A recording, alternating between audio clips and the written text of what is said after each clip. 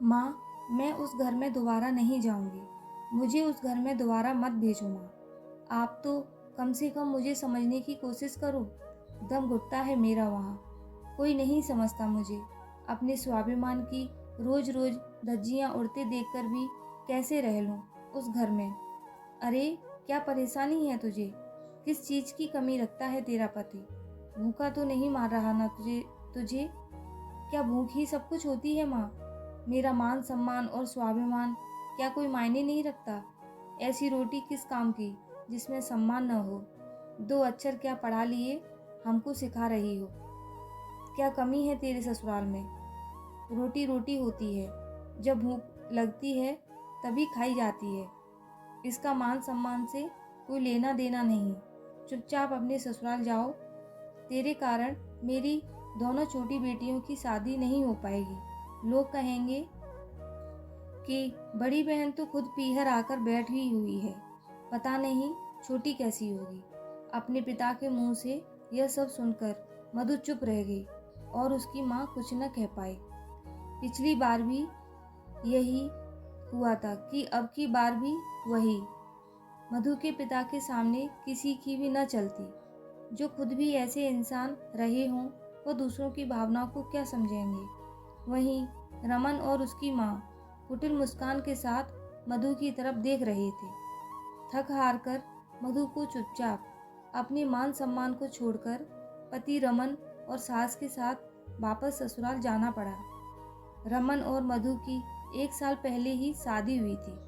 रमन के परिवार में उसकी माँ और एक छोटा भाई है जो अभी कॉलेज में पढ़ाई कर रहा है।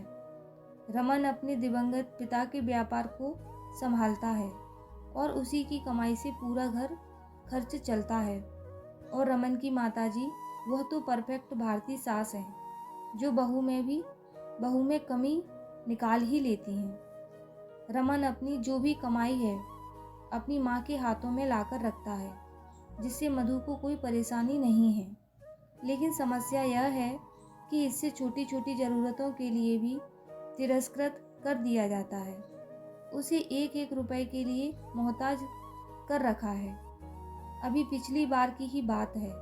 शादी के कुछ दिनों के बाद मधु पीरियड से हो गई तो पैड्स खरीदने के लिए भी उसकी सासू माँ ने खर्चा देना उचित न समझा, बल्कि उसे पुराने कपड़ों में से कपड़ा फाड़ कर दे दिया कि इसे इस्तेमाल करो। इन चीज़ों के लिए बेवजह का पैसा नहीं है मेरे पास। जब उसने रमन से कहा तो रमन ने भी यही जवाब दे दिया, जैसा माँ कह रही हैं वैसा कर लो। लेकिन रमन, कपड़ा हाइजीनिक नहीं होता है तो क्या बेवजह का खर्चा करें इन चीज़ों पर। रमन, पैड्स इतने महंगे भी नहीं होते हैं, बस 100-150 रुपए के ही लगेंगे। रहने दो, जो माँ कह रही है करो, नहीं तो अपने बाप से मांग लो। रमन से इस जवाब की उम्मीद नहीं थी उसे तो यकीन ही नहीं हो रहा था कि नई दुल्हन के साथ ऐसा व्यवहार हो सकता है। तब भी उसने अपनी माँ से इस बारे में बात की थी और कहा था कि वह ऐसे ससुराल में नहीं रह सकती। तब भी उसके पिता ने उसे चुपचाप ससुराल में रहने को कहा था। इस बार भी यही हुआ कि मधु की प्रेगनेंसी कंफर्म हो गई थी। उसे बहुत परेशानी होती, पर उसकी सास उसे दवाइयाँ तक नहीं दिलाती। कहती कि यह सब तो बेवजह के चोचले हैं, हमने भी तो बच्चे पैदा किए हैं। लेकिन किसी हॉस्पिटल के चक्कर नहीं लगाए। इन सब पर बेवजह का खर्चा क्या करना। इस कारण से मधु परेशान होकर अपने पीहर आ गई थी। पर इस बार भी इसके पिता का जवाब था कि कम से कम तुझे भूखा तो नहीं मार रहा, और उसके स्वाभिमान की धज्जियां उड़ाकर उसे वापस वहीं भेज दिया। अब तो उसकी सास उसे और ज़्यादा परेशान करने लगी।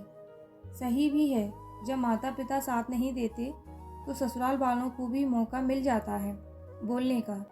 जैसे तैसे उसने अपनी प्रेगनेंसी के टाइम को निकाला, लेकिन ठीक से ध्यान न रखने के कारण उसने एक मरी हुई बेटी को जन्म दिया। इस सब के बाद तो मधु पूरी तरह से टूट चुकी थी, पर इसके बावजूद भी उसके पिता और रमन के परिवार वालों के स्वभाव में फर्क नहीं आया। मधु को समझ ही नहीं आ रहा था कि उसे क्या करना है। इतनी हिम्मत भी नहीं थी कि उसमें कि वो अलग हो जाए। वह बीमार रहने लगी थी और आखिरकार एक दिन उसने आत्महत्या कर ली।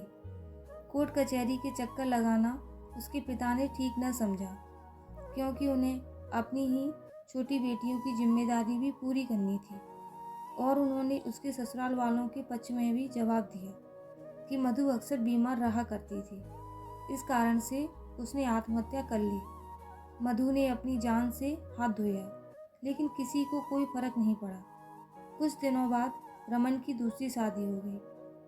कहानी तो चाहती तो सुखद मोड़ दे सकती थी, लेकिन सच्चाई यही थी और सच्चाई में बदलना नहीं चाहती।